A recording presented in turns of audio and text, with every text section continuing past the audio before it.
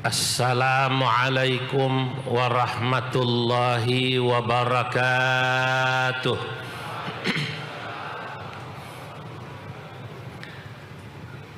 Alhamdulillahilladzi faddala al-ulama bisyarafil izzi was-safa wa asyraqa qulubahum wa uqulahum bi anwaril baha.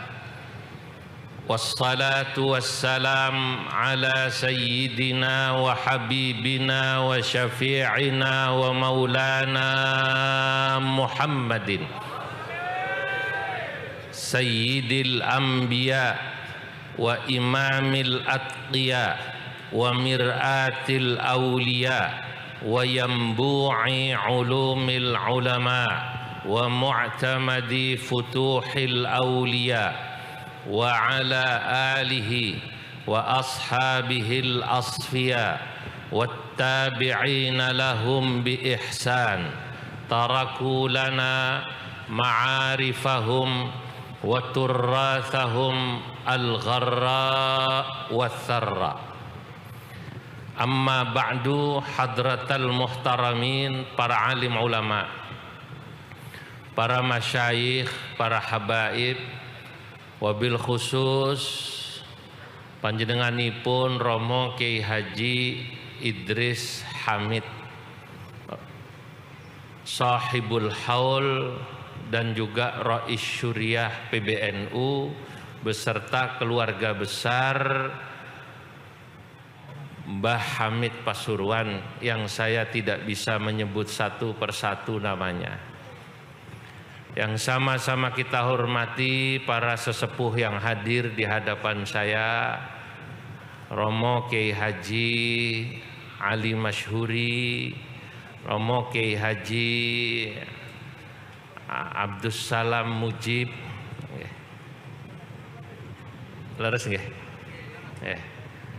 Romo Kiai Haji Hasan, ada Kiai Haji Tajul Mafakhir, ada Kiai Haji Anis, serta Kiai Haji Firjaun Barlaman bin Kiai Ahmad Siddiq yang baru saja menyampaikan sambutan. Wabil khusus kakak saya Menteri Sosial ini, Gus Saifullah Yusuf, karena senior saya di PBNU. Para hadirin hadirat yang hadir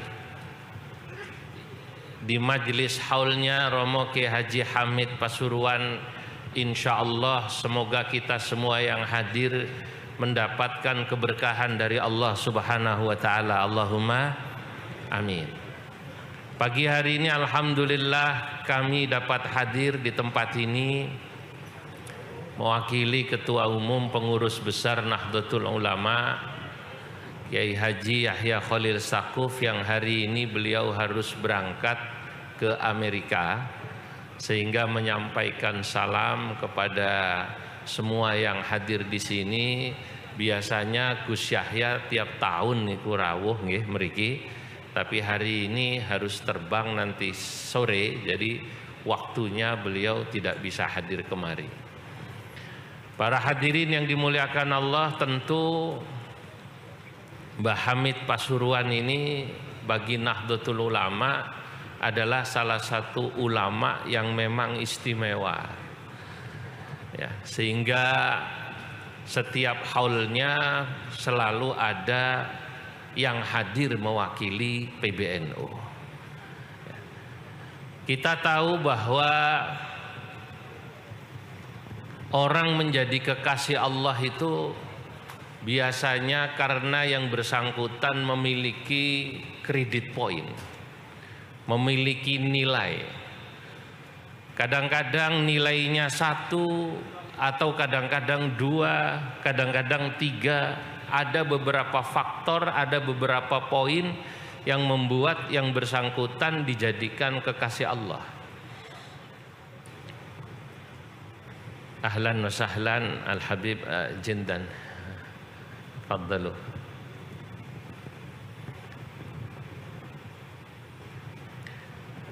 Ada orang yang menjadi kekasih Allah itu karena poin yang dimilikinya, beliau adalah seorang ulama. atau seorang fuqaha.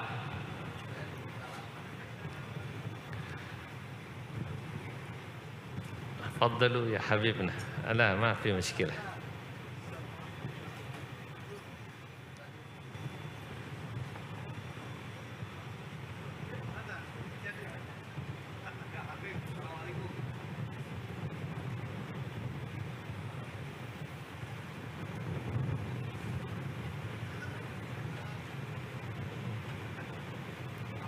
Masya Allah.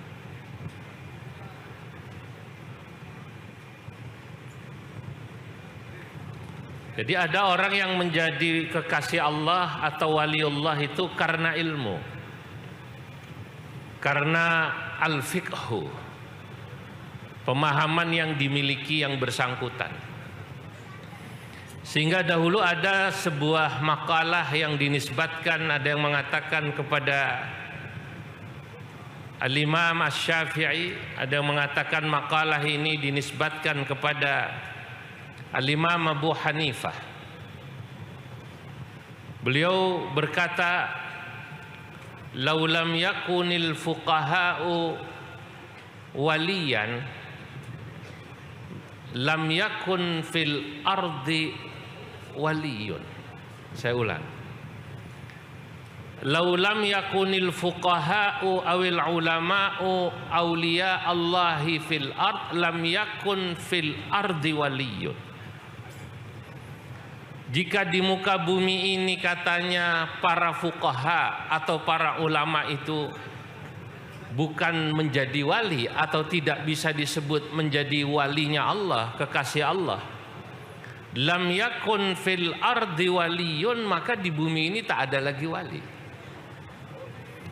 Ungkapan yang dinisbatkan kepada Imam Asy-Syafi'i, ada yang mengatakan dinisbatkan kepada Imam Abu Hanifah, ini menunjukkan bahwa ada kekasih Allah itu yang menjadi kekasih Allah, menjadi wali karena ilmunya. Ini poinnya adalah ilmu.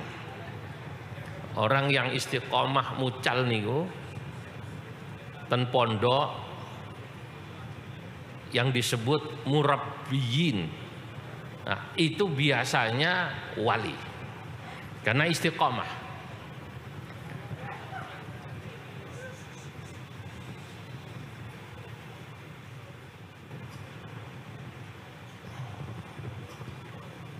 Saya ulangi, orang yang biasanya istiqamah ngaji atau istiqamah tahammulil ilmi, dia disebut sebagai wali.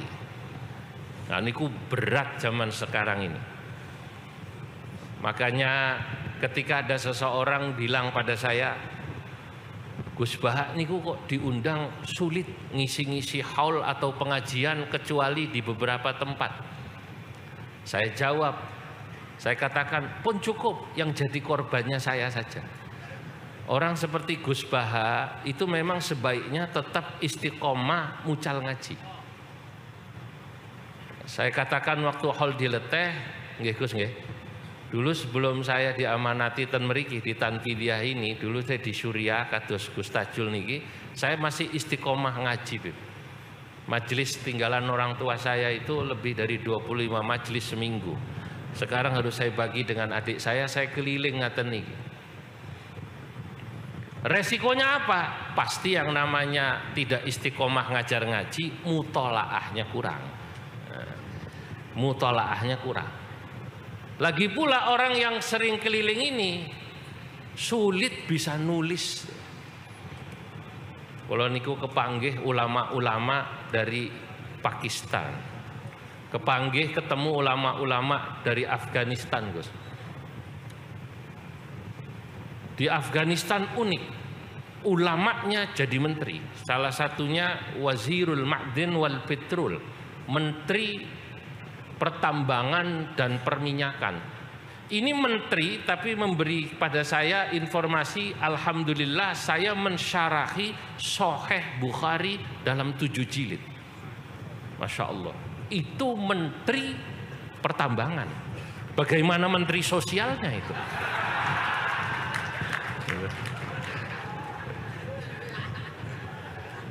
Ya Allah. Saya bertemu dengan Syekh Muhammad Taqi Al-Uthmani, salah seorang muhaddits yang masih hidup saat ini di Pakistan, di Karachi. Saat saya ke Karachi, Pakistan, saya bawa kitab guru saya Mbah Sahal Mahfud, Anwarul Basair ala Ta'liqatil Ashbah wan Nadhair. Lalu saya katakan bahwa Mbah Sahal ini ulama yang tidak pernah belajar lama di Timur Tengah, kecuali fil mawasim, hanya pas saat musim haji saja. Tapi beliau bisa mengarang kitab ini, ngaji, menjadi muridnya Syekh Yasin Al-Padani. Beliau kagum begitu membaca kitabnya Mbah Sahal. Lalu beliau katakan, ana aidan ya'ni tilmid Syekh Yasin Al-Padani hinama taraddatu ila Makkah fi sab'inat. Saya juga murid Syekh Yasin Al-Padani ketika saya ke Makkah pertama kali mengambil sanad dengan beliau. Tapi apa yang terjadi? Kenapa ulama-ulama Pakistan, ulama-ulama Afghanistan, ulama-ulama India produktif mengarang kitab?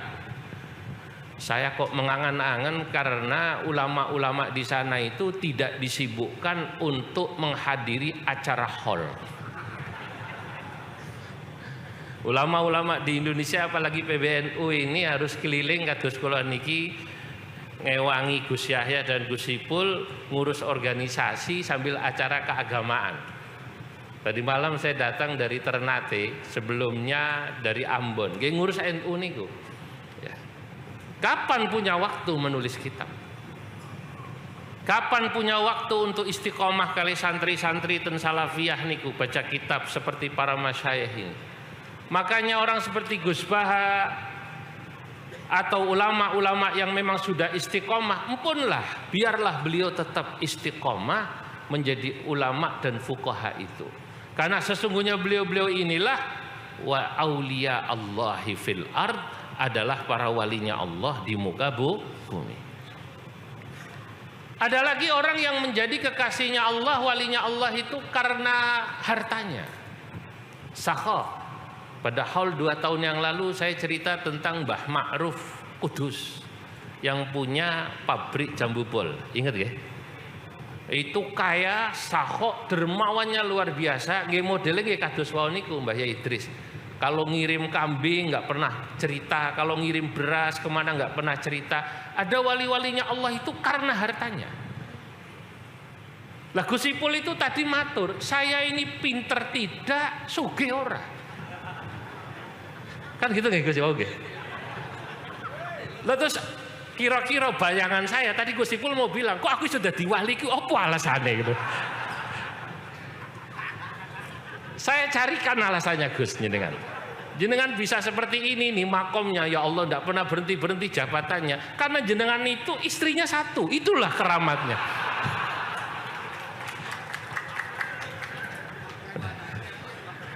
Lalu saya ini hanya mensyarahi sambutannya Gus Ipul. Beliau tadi bilang, kula niki ngalim mboten, sugih mboten, kok disukani ngaten niki kula bingung nopo alasane. Nah, saya syarahi itu tadi Gus Ipul maksudnya, saya bisa jadi wali seperti ini itu kira-kira apa alasannya?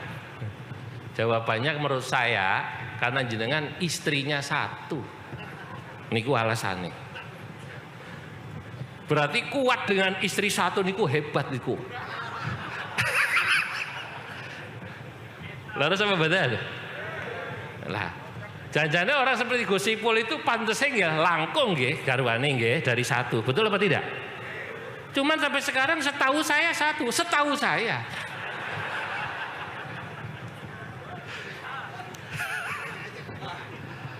Berarti wali ini Pak. Kenapa wali? Ya, karena kalau raja mau punya istri lebih dari satu gampang. Ada orang mengatakan begini, kalau istri Anda nurut berarti Anda raja. Bu, Ma, aku mau kawin lagi. Monggo, Bah. Kan mriki wonten ingkang ngaten niki wonten? Ada yang begitu? Kalau Anda termasuk yang begitu, badhe wayo mau nikah lagi langsung bilang istrinya, aku arep kawin neh. Monggo, Bah, kula padosake, berarti Anda raja. Tapi kalau istri Anda galak seperti kakak saya tadi itu, Atau ya seperti saya lah, sama lah. Kula nggih bojone nggih setunggal. Nggih seperti Mbah Idris nggih sami nggih. Alhamdulillah. Begitu mau nikah lagi langsung. Berarti panjenengan kalau istrinya satu, rata-rata yang istrinya satu, panjenengan itu wali. Sebab kata Imam Ghazali dalam kitab Ihya, as-sabru ala lisanin nisa mimma yumtahanu bihil aulia. Sabar atas galaknya istri itu diantara ciri cobaan para wali.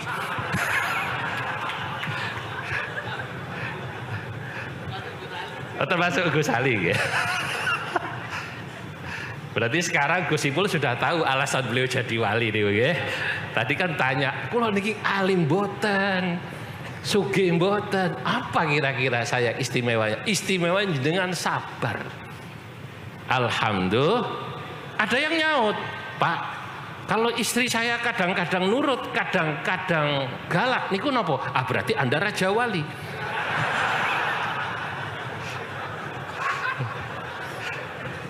Nah, kalau yang nurut raja, kalau yang galak wali. Kalau kadang-kadang nurut, kadang-kadang galak berarti raja wali. Alhamdulillah. Kembali kepada Mbah Yai Hamid alladzi nahnu al-ana bi sadadi haulihi, yang kita sekarang ini sedang berada pada acara haul beliau.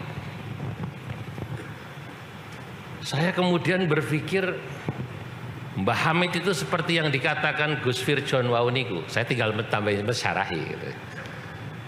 Mbah Hamid niku apa ya untuk poinnya itu menjadi wali? Nggih lengkap niku, susah, semuanya ada. Beliau niku nggih ulama, nggih alim. Wong kula dikirimi kitab Nadham Sulam Taufik. Kitab Sulam Taufik ditakdomkan oleh Mbah Hamid.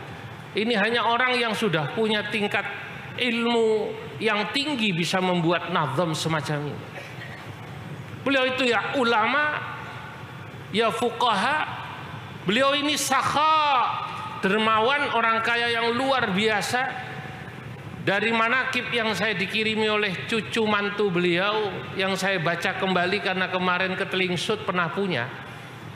Lalu ketelingsut saya minta lagi dikirimi. Masya Allah Mbah Hamid ini nggih ulama, ya orang kaya yang juga sakho, yang kemudian juga beliau ini memiliki tambahan-tambahan yang lain, yakni akhlak-akhlak yang luar biasa. Saya memandangi wajahnya Mbah Hamid di poster wow, dari tempat istirahat sampai tempat ini. Saya teringat seorang ulama namanya Habib Hasan Al-Jufri Bangil. Niku pernah membuat syair madah pujian untuk Mbah Yai Usman Al-Ishaqi, abahnya Gus Tajul ini. Saya ingat niki syair niki. Syair niki nggih, walaupun untuk Mbah Yai Usman Al-Ishaqi sebenarnya pas juga untuk Mbah Yai Hamid.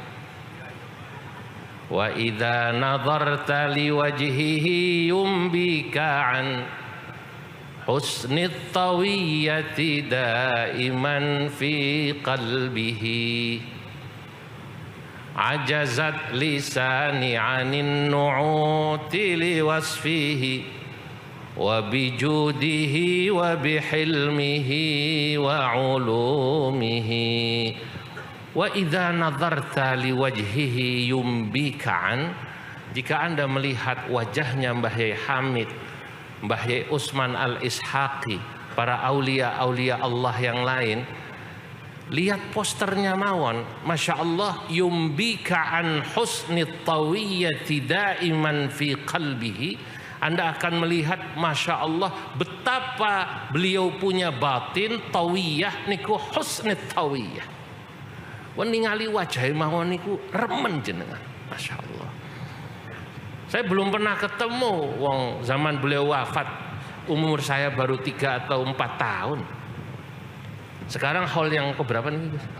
43. Umur saya sekarang 47. Berarti saat beliau wafat kalau baru umur 4 tahun.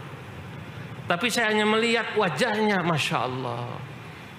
Wa idza nadharta li wajhihi yumbika an husnit tawiyyati daiman fi qalbihi. Jika Anda melihat wajah beliau, ini yang punya Habib Hasan Al-Jufri, ya, saya bacakan saja.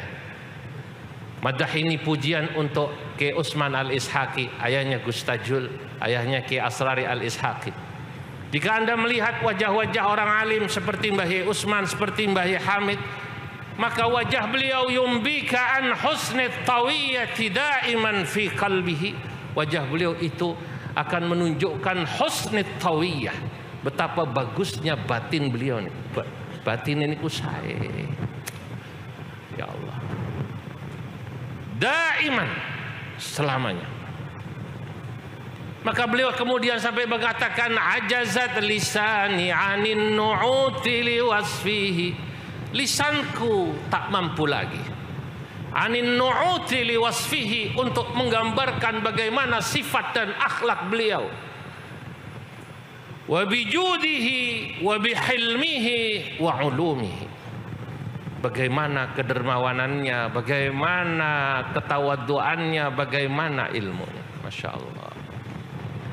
Punlah Mbah Yai Hamid.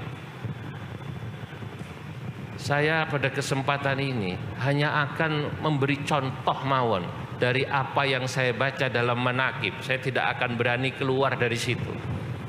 Karena berbicara tentang seseorang yang diholi harus membaca bagaimana manaqib beliau. Manaqib ini ditulis tentu sesudah beliau wafat. Ini berbeda dengan Imam Asy-Sya'rani. Imam Asy-Sya'rani sahib Lataiful Minan wa sahib Al-Yawaqid wal Jawahir, pemilik kitab Lataiful Minan wal Akhlaq dan pemilik kitab Al-Yawaqid wal Jawahir fi bayani aqaidi ahli al-akabir. Beliau menulis biografi dirinya sendiri, Imam Sya'rani. Nah, Imam Sya'rani nggih niki termasuk nggih ya sami kalau Gusipul niku, sami kados kula wali yang istrinya nggih lumayan nih, lumayan. Saudara-saudara, saya dari manaqibnya niku membaca satu hal saja yang tadi digambarkan husnit tawiyyati daiman fi qalbihi. Bagaimana Mbah Yai Hamid Pasuruan ini batinnya atau tawiyyahnya luar biasa, daiman, hatinya itu bersih. Resik niku pripun? Nggih persis seperti yang disampaikan Gus Firjon wau, beliau itu punya sifat rahmah yang luar biasa kepada umat. Dalam manaqib niku sejarah Mbah Yai Hamid Pondok Salafiyah pernah kemasukan maling, ngertos nggih? Maling masuk ke pondok. Ini pasti maling anyaran niki, Pak. Nek maling sing senior pasti tahu, ojo maling nang pondok wong akeh santri. Ini pasti orang maling karena tidak ngerti atau saking karena butuhnya, antara dua. Begitu di Pondok Salafiyah niki ketangkep. Kali santri mau digebuki sama Mbah Hamid dilarang. Ojo digebuki, ojo digebuki. Jangan dipukuli, jangan dipukuli. Ya Allah, ono tamu kok kon gebuki. Maling itu tamu, kata Mbah Yai.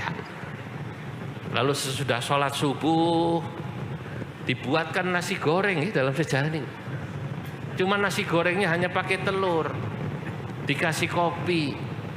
Mbah Yai Hamid matur sama beliaunya ini yang maling, ya Allah Pak, besok lagi kalau ke sini mbok ngomong biar saya siap-siap motong ayam. Lo maling kok kon ngomong. Ini mohon maaf, nasi gorengnya hanya pakai telur. Masya Allah. Saya langsung ingat husnit tawiyyati daiman fi qalbihi ini, apa yang saya baca dalam kitab Muhammad Al-Insanul Kamil, sarangan Al-Muhaddithil Musnid Sayyid Muhammad Alawi bin Abbas Al-Maliki. Dalam kitab Muhammad Al-Insanul Kamil, Sayyid Muhammad bin Alawi bin Abbas Al-Maliki menjelaskan ketika membahas makna wa ma arsalnaka illa rahmatan lil alamin, tidaklah kami mengutus dirimu hai Nabi Muhammad kecuali agar engkau menjadi rahmat bagi seluruh alam. Said Muhammad memberikan penjelasan. Lam yaqulillahu ta'ala, Allah tidak berfirman, wa ma arsalnaka illa rahmatan lil mu'minin. Bal yaqulillahu ta'ala, wa ma arsalnaka illa rahmatan lil alamin. Kami tidak mengutus dirimu, hai Nabi Muhammad, untuk membawa rahmat bagi kaum mukminin saja, tapi kau menjadi rahmat bagi alam. Said Muhammad menjelaskan, kalau Allah mengatakan Nabi Muhammad itu menjadi rahmat bagi seluruh alam, maka rahmat yang dibawa oleh Nabi Muhammad adalah rahmatan ammah, rahmat yang umum. Termasuk Nabi itu rahmatan lil kafirin, Mbak. Kanjeng Nabi niku rahmatan lil munafikin, rahmatan lil usati wal mudhnibin. Termasuk Nabi Muhammad itu menjadi rahmat, membawa rahmat, bahkan termasuk bagi orang ahli maksiat. Masya Allah. Jadi panjenengan kalau melihat idza ra'aitum aliman aw salihan ya'tuna mawadhi'al ma'asi awil usata, apabila Anda melihat ada orang soleh, orang alim kok datang ke tempat maksiat, sampai aja jangan buruk sangka. Ini dalam kitab abahnya Gus Tajul, namanya Minhatul Aqyas fi Husnidz Dhanni bin Nas. Ini kitab ikhtisar dari kitabnya Al-Alim Al-Allama Al-Fuli Al-Misri.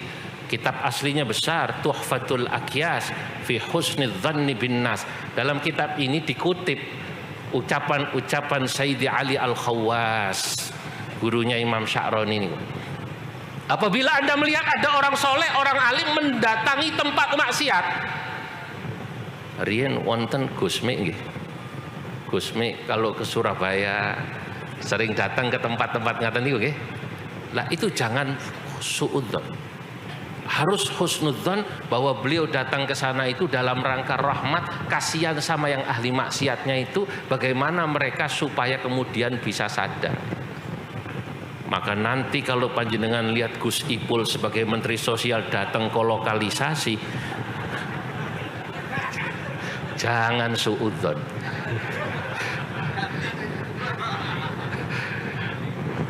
Bukan berarti beliau kalau datang ke sana jadi gratis, bukan.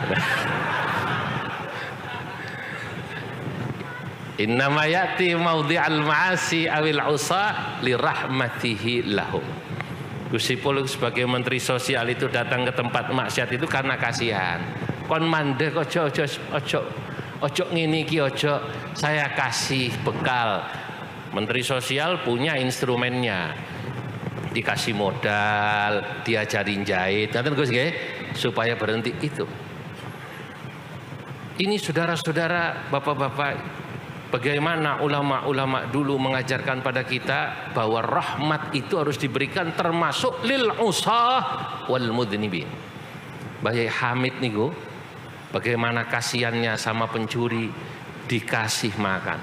Nek zaman saiki ono maling ngono niku, kira-kira diapakno, Cak? Kepui Mbah Hamid boten, dikasih sarapan, dibikinkan nasi goreng, walaupun dalam buku itu tidak ditulis, saya yakin sama Mbah Yai Hamid pasti disangoni niku. Masya Allah, itu rahmah. Sekarang ini yang langka niki Pak, rahmah ini. Dunia ini sekarang kita ini kok seakan-akan hidup harus hitam putih. Anda pro sana apa pro sini? Saya ini sekarang kalau duduk jejeran sama Habib Jindan, itu pasti langsung di frame dalam sosial media pro Ba'alawi.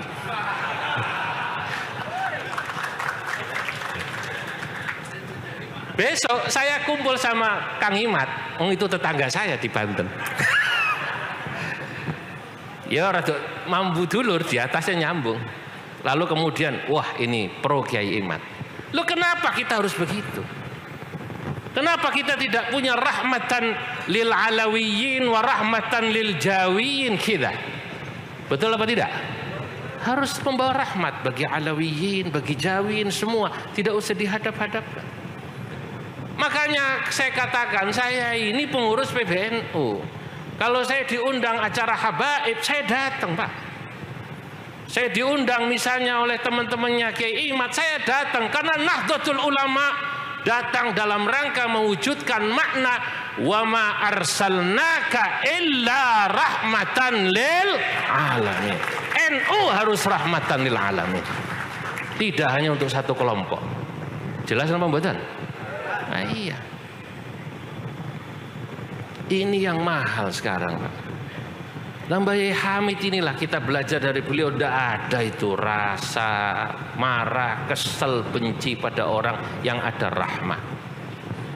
Yang kedua, saya yakin Mbah Yai Hamid memperlakukan pencuri ini selain karena dengan baik, maksud saya, selain karena sifat rahmatnya, juga karena sifat husnudzonnya pada pencuri ini. Saudara-saudara,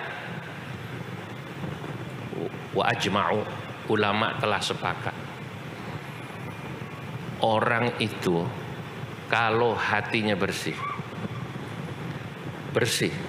tidak ada suudzon, tidak ada rasa benci. Orang kalau hatinya bersih, tidak ada suudzon, tidak ada benci, ya, illa an tahharahullahu qulubahum 'anir radzail wan naqais. Allah pasti akan membersihkan hati orang tersebut dari kekurangan. Nah, kalau sudah seperti ini, punlah seseorang itu pasti wali. Wali tidak punya benci, tidak punya dendam, tidak punya marah sama siapapun. Kenapa? Karena yang dilihat ini makhluk Allah. Kalau sudah melihat makhluk Allah siapapun, kucing, apalagi manusia, pasti sayang, Pak. Imam Ibnu Ajibah dalam Syarah Hikam mengutip syair. Syairnya indah nih. Irham bunayya jami'al khalqi kullahum wanzur ilaihim bi'ainir rifqi wasyafaqah waqir kabirahum warham saghirahum wara'i fi kulli khalqin haqqa man khalaqah. Irham bunayya, rahmati olehmu wahai anakku, jami'al khalqi, seluruh makhluk, kullahum, semuanya.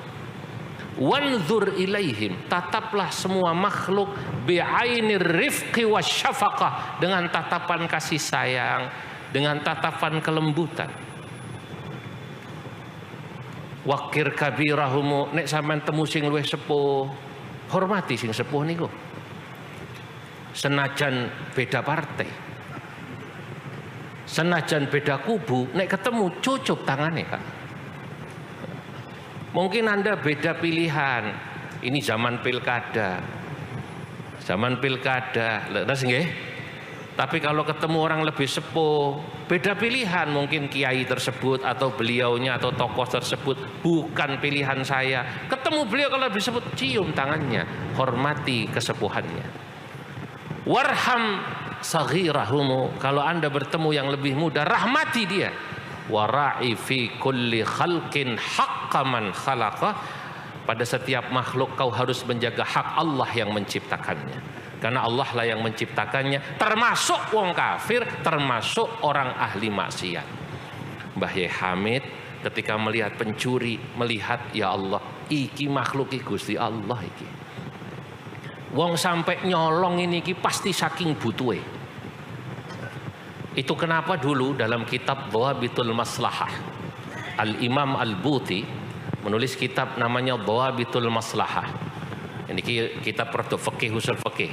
Kalau tadi banyak cerita kitab-kitab tasawuf, sekarang kitab agak usul fikih, tapi masuk ke cerita pencuri ini. Pada masa Umar bin Khattab menjadi khalifah Amirul Mukminin, terjadi yang namanya Amul Maja'ah, tahun kelaparan. Bapak-bapak, ibu-ibu, ada orang mencuri.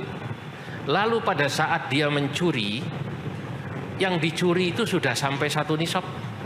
Mestinya yang bersangkutan dipotong tangannya. Ilat untuk alasan untuk memotong tangan sudah ketemu, alasan 1 nisab.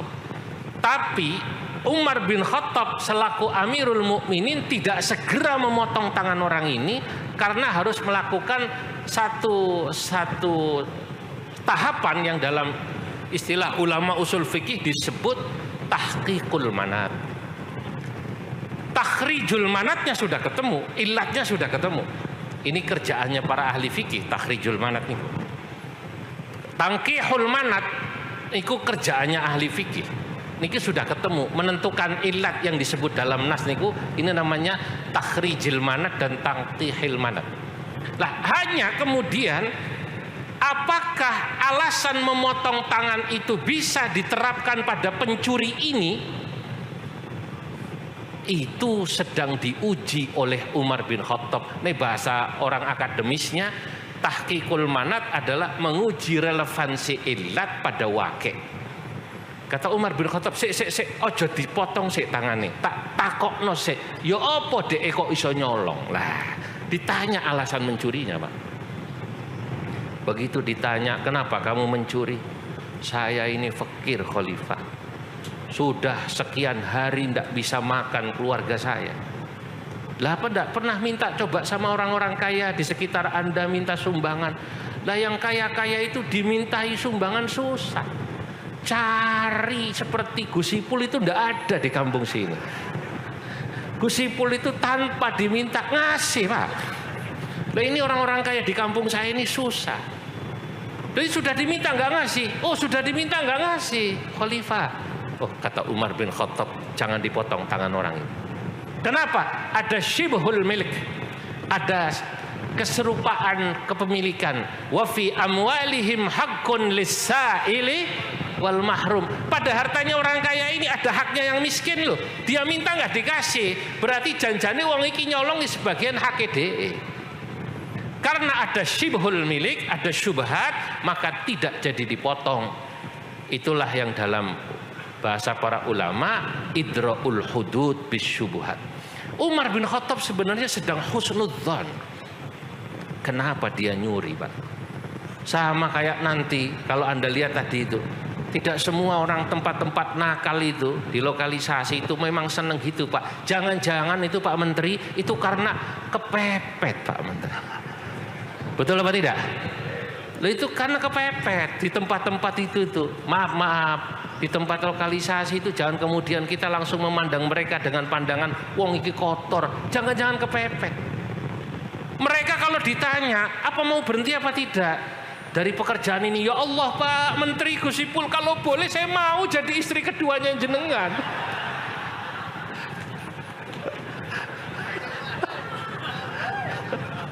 Kondisi yang memaksa saya seperti ini. Lah kondisi itu bahasa Arabnya illal kepepet. Oh berarti kita harus husnudzon. Mbah Hamid nih, Masya Allah, husnudzonnya luar biasa sama pencuri. Sampai tidak dipukuli, dikasih makan. Bahkan insya Allah saya yakin beliau disangoni sama Mbah Hamid. Itu karena apa? Husnul tawiyati daiman fi qalbihi, karena beliau hatinya sangat bersih. Masya Allah. Kalau niki mun dibisiki tadi 30 menit mawon nggih Gus nggih. Dan ini sudah 30 menit. Alhamdulillah Al-Habib Jindan sudah rawuh. Mari sama-sama kita saksikan, ayo kita dengarkan nasihat-nasihat dari beliau. Ngapunten ingkang kathah, mohon maaf atas segala kekurangan. Wallahul muwaffiq ila aqwamit thariq. Wassalamualaikum warahmatullahi wabarakatuh.